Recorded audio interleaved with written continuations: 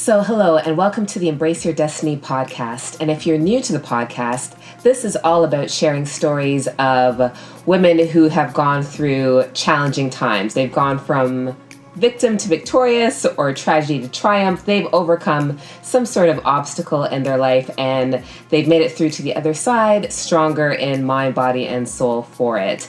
And the whole purpose of sharing these stories is to really give you a sense of hope in whatever it is you might be going through in your own life, because we're all going through something at some point in our lives. And I think that when we're going through those things, it can feel like we're the only ones going through them and the only ones who understand what it is that we're going through. And I think that as you hear these stories, you realize that you're not alone and that there are so many people out there going through similar things. And all you have to do is reach out and get the support you need.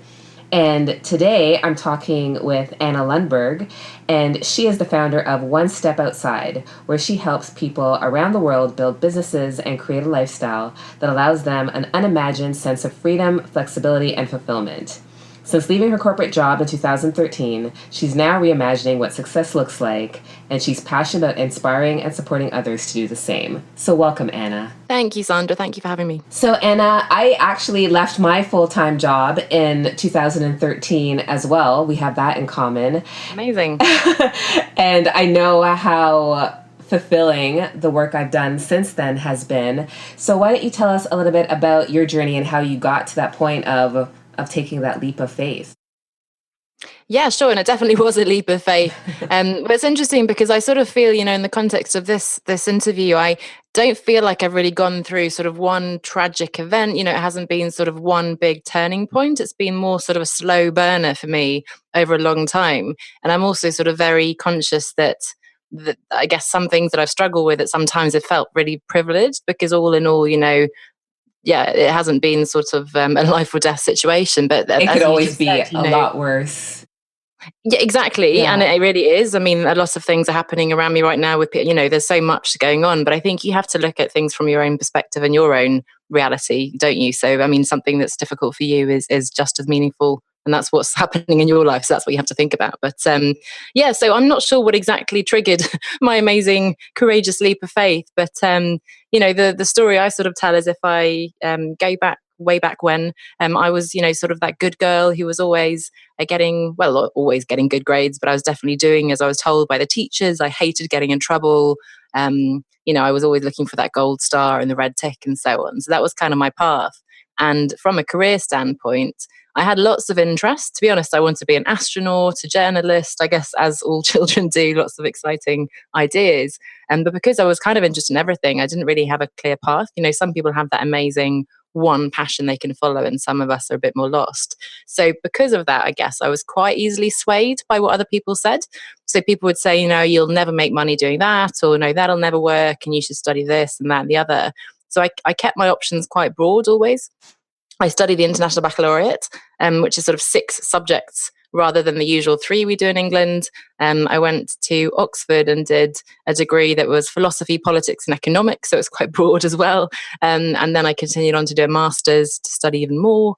And then I got onto a really great job. However, I, as I said, hadn't really known what I wanted to do in the first place. Over time, I came to believe that I wanted to work in development. So I studied politics and economics, as I said, and international relations. And I did some internships at the UN and some NGOs. But then, 1 out of the 100 job applications I made was for a private company, and that was Procter & Gamble. And that was the job that I got. So big corporate, multinational American company. And I was selling perfume.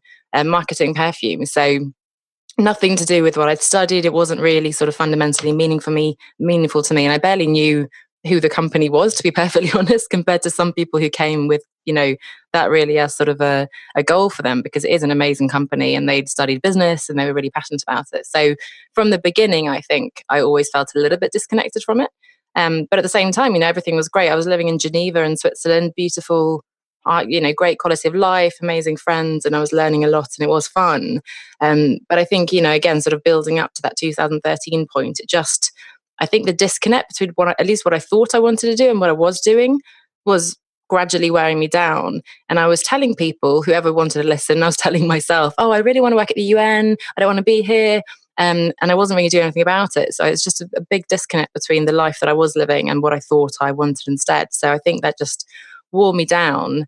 And for whatever reason, I think it's different conversations I had with people, just the time that, with time sort of, as I said, things wear you down, but also you begin to think and explore. And I was able to, because I was in a particular sort of an unusual role in the company in the digital department, I was a bit separate from everything else. I was able to ask for a sabbatical for 3 months, and I went traveling in South America.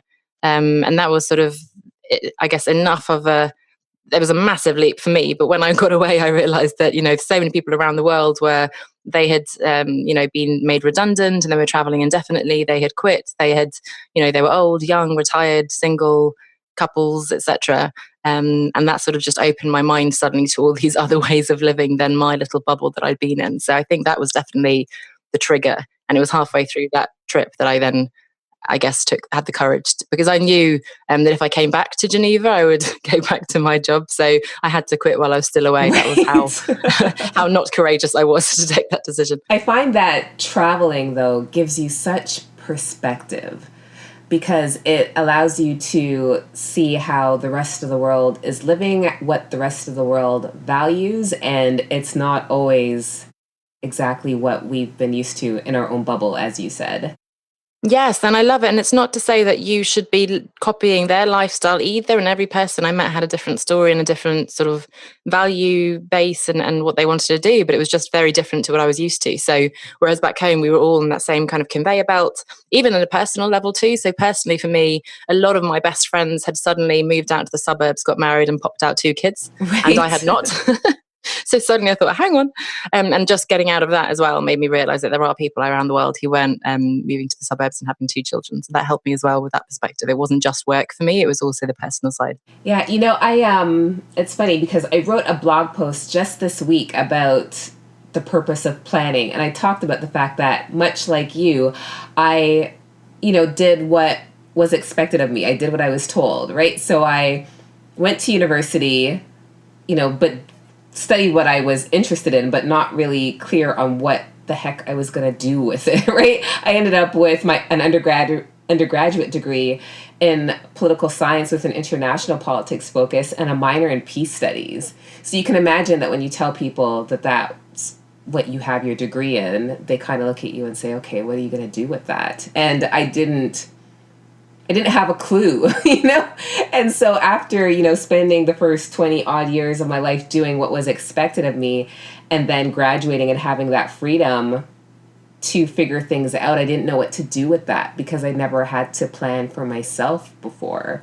I was always doing, following the status quo, doing what I was supposed to do, which meant that I graduated and ended up taking the first job that was offered to me because I had student loans to pay off and just getting so caught up in that rat race, but realizing that that wasn't what I wanted to do for the rest of my life. Yes, 100%. And it's exactly that. And it's a little bit the emperor's new clothes, that old story that you're thinking, hang on, but we're all sort of going off to college, studying something we don't even know if we're interested in, doing a job we're not even that interested in, paying, lots of student debts and whatever, and getting a mortgage and so on. You think, hang on a second, why are we all doing this? And sort of nobody knows.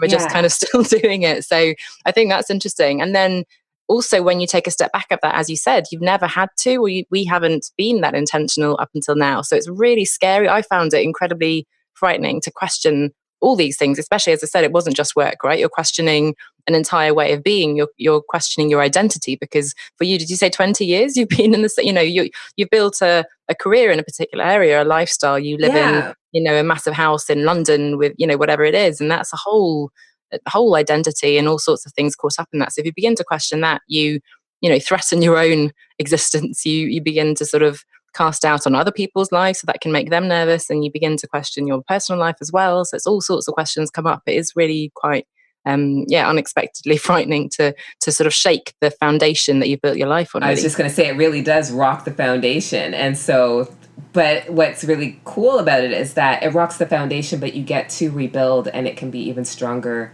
than it was before because you're building it with intention. You're building it purposefully. Yeah, and just on that, another metaphor. I came across this a few years ago when I was writing a blog post, I think, about the metamorphosis of a butterfly, because it's one of those images we always use for a transformation, and it flutters away as a beautiful butterfly. But actually, the science of it, and of course, I can't now sort of repeat the exact biology of it, but basically, the entire body like breaks down into protein soup in that chrysalis, and it's a very painful, disgusting process until it finally builds itself back up again and becomes a butterfly. So I thought that was just exactly what you just said. You can't just, crawl into your cocoon and then come out perfectly beautiful as a butterfly. Unfortunately, you have to sort of take yourself apart and put yourself back together again. Yeah, there are always going to be some bumps and bruises along the way. Definitely. So you quit the job while you were still traveling, and then what happened? Well, I came back and had the euphoria. People were like, "Oh, you must be so upset that you've come back." And I was like, "Nope," because I've quit forever. And that was pretty fun. And I had a few weddings and a few trips and stuff. So I sort of rode that wave for a while. But then obviously the reality of not having that plan kicked in. And I did go to a few, as I think a lot of people do. I was tempted back into a few job interviews, thinking that maybe just changing the industry could be enough to make a difference. And then sort of 6 months later or so, I made the commitment to set up my own, I call it consultancy. It was obviously just me, but it was being a marketing consultant. So taking all the work that I'd been doing before, but doing it on more of a freelance basis. And that's what I did for the first couple of years. And I think I was incredibly lucky looking back, because I think my skills were in demand and I had a really good network. But, I got some really big contracts in those first couple of years, which meant that I didn't quite have to sort of experience the full pain of quitting my job without a plan, because it all kind of fell into place in those first couple of years. However, then I suddenly realized sort of 2 years into that I had just recreated my same job again, just in a slightly different format. So as somebody mentioned who I met at a conference somewhere, I just sort of grabbed onto the closest life raft, really. I'd sort of gone, I'm free. And then I'd gone, hang on, no, I'm going to swim back to shore. I'm going to just stay back here. Yeah. It's too scary.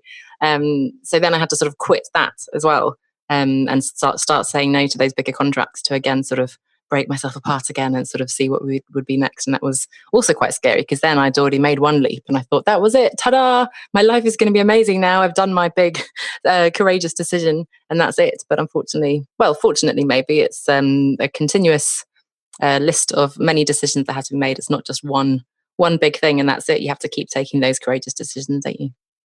Absolutely. I remember one of my first business coaches said, you think that if you get to a certain level in your business or a certain level in life that it'll be smooth sailing. But she says, with every level, it's a different devil. Right? So yeah, I haven't heard that. I love that. But I think that that's really the reality of it, because you get to where you think you want it to be, but now you're asking yourself, so now what? Because it's a constant evolution. It's a journey, right? It's not that you're going to get to one place and be completely satisfied. I think that it's a constant evolution. Yeah, and I think that's good in one way. I mean, I loved taking steps. That was a step in the right direction for me. And then I took other steps, and it's not going to be in a linear path. You're going to take steps side, front, back, 2 steps backwards, 3 forward, or whatever it is. But I do think that's great. You can't expect to go from, I think we tend to think in quite black and white terms. I'm either in this miserable corporate job or I'm making my 7-figure, amazing, successful entrepreneurial thing living on a beach in Thailand. And there's so many steps in between those, if ever we're going to get to that miraculous unicorn land of whatever that is. But I think that's one thing. The only thing I think that is a danger in that context is that, especially those of us who are used to that kind of conveyor belt and the achiever thing, is that we then keep pushing ourselves and we forget to recognize how far we've come, right? Because for me, it was a big decision to leave, and it was amazing that I managed to set up this successful freelancing business in 2 years. So rather than sort of acknowledge that and go, well done you, I was like, no, this isn't good enough. I'm going to do something else. And, so I think, unfortunately, we're constantly striving for the next thing. And that's something we need to just be aware of a little bit, so that we're not just always thinking to the next thing. And you remember that actually this moment here is what we were so desperate to get to maybe a year or two ago. Right. And yeah, I think that and I say that all the time, that it's important to celebrate the successes in life, no matter whether they're big ones or small ones. But I think that we can be so focused on what isn't working sometimes, or what we haven't accomplished, that we dismiss all the amazing things we've already done. And I think that when we remember the awesome things that we've already accomplished, it can be a bit more motivating to do those other things that we might be struggling with in the present moment. Yeah, and just to pause for a moment and just to recognize that, as you said, and it doesn't have to be massive. You don't have to buy yourself a new car or something to celebrate, but, just acknowledge it. And, I had a friend whose mum sent her a card every time that she got a new client. I imagine she wouldn't do that in the long term if she had a lot of clients, but, something like that, or buy yourself some fresh flowers, or just enjoy a bubble bath or whatever it is. But you just have to recognize that you've done something great and share it with your friends, share it with your loved ones, so that you're not just isolated by yourself, constantly working towards that next big goal. Yeah, definitely. What would you say, Anna, was the biggest lesson that you learned in your journey so far? Well, so you mentioned the idea of success, though, and I think the biggest thing that I'm trying to do now, and you also mentioned it in my bio at the beginning, is this idea of reimagining success. And for me, it means quite a few different things. One is to look beyond just work. So the big thing for me has been to recognize that sort of narrow definition of certainly not the fame and fortune that you'll find in like a dictionary definition of success, but even, the prestigious job title and the mortgage and the car and the, company and so on. That to me isn't really a meaningful definition of success. And I don't think it is for a lot of us. And yet, for whatever reason, we're still, lacking that intention. We're still plodding along in that direction. So for me, it's all around, first of all, there is no right answer. So that's been incredibly liberating. No longer do I have to look for that gold star and the red tick and the teacher to tell me what the right answer is, because there is no right answer. So that's been the biggest lesson for me, I think. And then because there is no right answer, I get to be curious and explore. And as I said, reimagine what this means to me. And again, I have to constantly remind myself, for example, now in the summer, the weather's been amazing, almost a bit too amazing for us here in England. People are complaining. But, I've been enjoying actually being out in the garden in my bikini. I've been to see some friends. I've got my sister and her kids coming. We've got another trip in a few weeks. And I found myself thinking, I should be doing more. I should be working more on my business. But then I think, no. Do you remember that the reason why you have this business is because you want to be enjoying your life and being with your loved ones and, and enjoying the sunshine and traveling and so on. So if success for me is the 7-figure hustler thing, then of course, yes, that's what I should be focusing on. But for me, success is not that. And I think for a lot of us, success is, quite simple things, actually. It's being happy. It's being healthy. It's being with the people that we can laugh with. It's some really simple things. So that's something that still takes me time to learn, clearly, as I was still pushing myself the other day to do more. But I think it's an important lesson for all of us. Yeah, I think that is a big one, is understanding that success is a very personal thing, how we define success. And so what works for us may not work for others, and we have to be okay with that and not take it personally when people don't understand our own definition of success. Because I think for me, that's been the challenge, is being okay with what I want and not worrying about the fact that it may seem odd or strange to somebody else, whether it's friends or family or, things like that. That's so interesting. And that absolutely is difficult. I think I often tell people, to try to go, certainly in the early days when you're trying to work out what you want, go through kind of an incubation phase where you protect yourself a little bit from often your friends and family who are very well meaning. But often you might be, in the early days of exploring, you might one day say, I'm going to be a coach. And the next day go, I'm going to go to Japan. And the next day, because we're trying to come up with something. And I think our family around us then becomes a bit like, okay, you're a bit flaky and you don't know what you're doing. And they get a bit concerned. Get it together.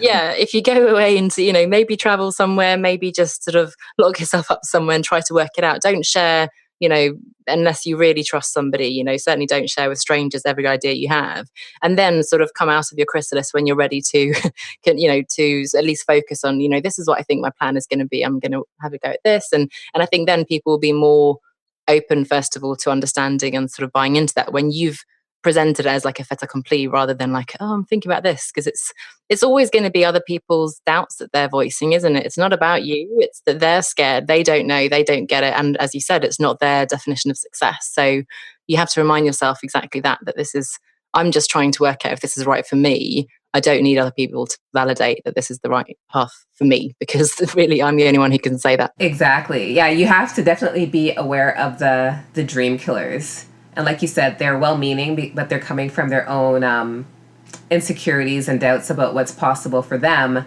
And so that's what they're projecting onto you when they when they doubt And I or think when the they other question. in the other direction, when we're looking for someone to copy or to role model, or role models are great. And, having a coach, you mentioned your business coach, they're having someone who's a few steps ahead of you, a mentor, of course, I recommend that. And I certainly can't imagine not having a coach now ever. But, you also don't want to have that sort of comparison-itis or whatever when you're constantly you're comparing your year 1 to someone else's year 10. Not to mention the fact that there is another coach who does a certain thing, you see them on Facebook, doesn't mean that you have to either be like them or do everything you can to be different, because you are by definition different. Just do your thing and be yourself. And I think that's another important one, not to get too distracted by what other people are doing as well. Yeah, focus on yourself. Anna, did you have any tools or things that helped you with your focus and your mindset as you went through this journey? My goodness, I've done so many things. But it's gone through, I think most importantly is to be patient with yourself and to give yourself time to explore, because I think we often rush into action. And I certainly thought, I need a plan, I need to do this, we want to put up the website, we want to sign up to this course or whatever, before we even know what the what is. So we need to know what the what is and the why it's important to us before we work out the how. So for me, I think whether it's, somehow getting out of your comfort zone. It doesn't have to be a 3-month trip to South America or like a yoga retreat in Bali, whatever. It can just be a weekend away or like a day away. Just grab your notepad and pen and just try to get out of your usual environment. That's quite a simple one. Just get out of your comfort zone, away from your normal bubble. That really helped me. Obviously, for me, it was the big trip to South America, I think, that kicked that off. So that's an important one. I think also immersing yourself I read so many books. I don't think I did podcasts in those days, but certainly now I listen to all the podcasts. Podcasts are an amazing source of, inspiration and practical guidance, and just to be surrounded by other people who are doing the stuff you want to be doing, and just finding that supportive network is so important. So that's another piece as well. Again, it doesn't have to be a formal course or anything. You don't have to invest lots of money. The great thing now is that we can find so much stuff online, right? I wish I'd known this all existed. Maybe it didn't 5-6 years ago. But there's so much information out there. There's almost too much. So if you want to find it, put yourself into those places where you can. Join an online Facebook group, or find people to meet up with offline, or just try to go out and find those inspirational people who are out there doing stuff, rather than your normal, I don't say normal, that sounds terrible, but your existing circle of friends. I'm not saying, break up with all your friends and family. They're still loving and important people to you. But for this particular purpose, I think you need to be inspired and surrounded by some different people for some time. Absolutely. I in one of my talks, I talk about, surround yourself with positive people. And I had somebody ask me in one of the times that I did this talk, where do they find these positive people? And I was like, but it's a real question, because, you have friends and family, but they might be going through their own stuff right now. And so they're not in they're not in the best place or where they want to be right now. So you need to find people who can really support and encourage you through whatever it is you're trying to achieve. And so whether it's, finding somebody in a meetup group or online groups, there's so many different options these days, which is what technology offers us, right? Is the opportunity to connect in so many different ways, which is so amazing, because you're halfway across the world, right? And we're having this conversation today, which is amazing. So I think that, you just have to find what works for you. I know that some people prefer to have that personal connection with people, but other people are comfortable with the online. But you have to, just find what works for you and surround yourself with a positive support system, because no matter what it is that you're working towards, there are going to be bumps along the way.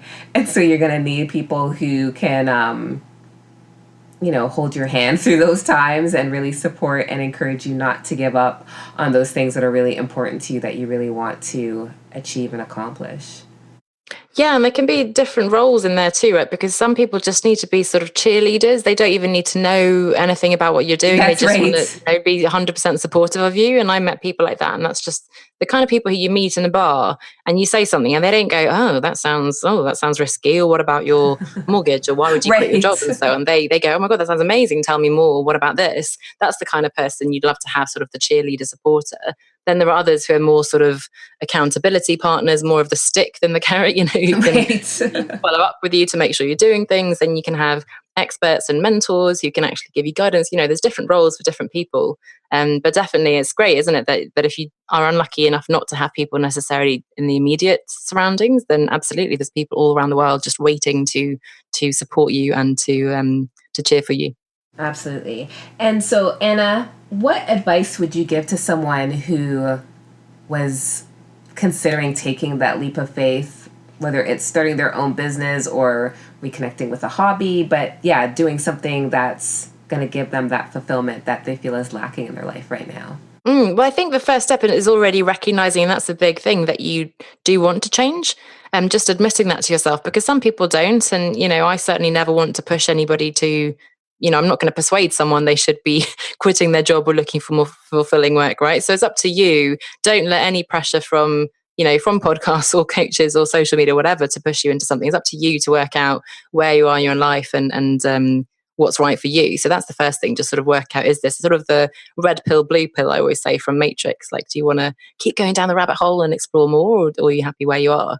And if you're happy where you are, I think that's amazing, but just stop sort of dreaming of this other stuff, because that's the killer. That's what killed me, that it destroys your soul to think you want to be one way, one place, and not do anything about it. So either accept where you are and enjoy that and be intentional, or start taking steps to explore. And when you start taking steps, as I was just saying now, I think get out of your usual comfort zone, your usual bubble, out of your usual environment, find those supportive people.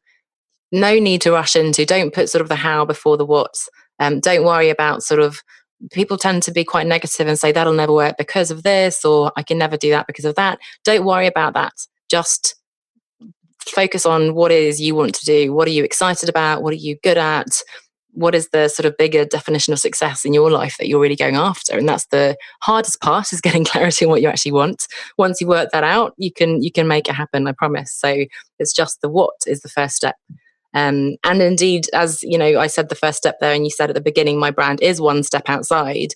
Even though I did take a leap, sounds like you took a leap too. You don't have to take a leap if you don't want to. So taking one step, and lots of little steps, will add up to transformation over time. So much better to do some consistent little things regularly than to do some massive thing once a year or something, a big holiday or something, and then go back to your stressful job, for example. So much better to block some time in your calendar, read, listen to podcasts, meet people, begin to explore, and then you'll see where those one steps will take you, I'm sure.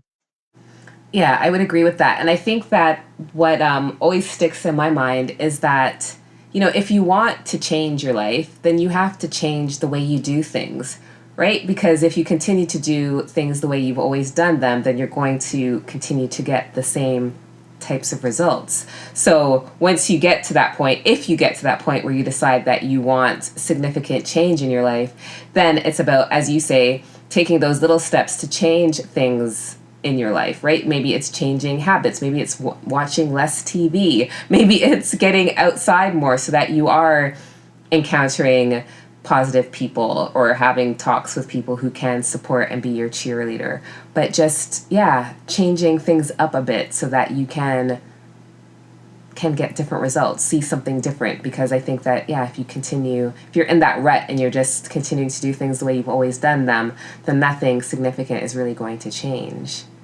And that makes me think, something I often say is that there are sort of two ways to get you closer to your dream life, right? So again, I'm over here at point A and I want to get to point B. Let's assume that we've worked out what point B is. And I can either begin taking those steps to get there. For example, I can begin to learn some new skill I need for that, or begin to, take some action, work with a coach, work on the business, whatever it is. But the other thing I can do is in the other direction. I can take elements of that dream life and introduce it into now. And that's where, if somebody wants to live by the ocean in Bali or something, okay, they can't necessarily go and move there right away, but they can take a trip there, or they can at least go down to the ocean for the weekend. Maybe even in England, I can go down to the ocean, and it's sort of finding ways to introduce elements of that big picture vision you have so that you're not also living just for this magical day when this sudden land of unicorns is going to materialize, because that's not the reality, unfortunately. Yeah. Well, unfortunately, I think it's so meaningful. It's so much more meaningful and rewarding, isn't it, to work hard for something? So, but just stop thinking that black and white terms as well. Either I'm miserable over here or it's perfect over there. Just begin to find ways today, tomorrow, and next week when you can actually do the things you want to be doing, because that's life, isn't it? Today is life, really. We can plan all we want, but unless you're doing something today, then, as you said, nothing's going to change. Yeah. Yeah, and I think that doing those little things, like, as you say, going on that vacation or going by the water in your local town or whatever, it gives you tools and means of truly visualizing what it is you truly want for your life. You know what I mean? Like, you can actually sit there and listen to the ocean and imagine what it would be like to wake up to that every morning.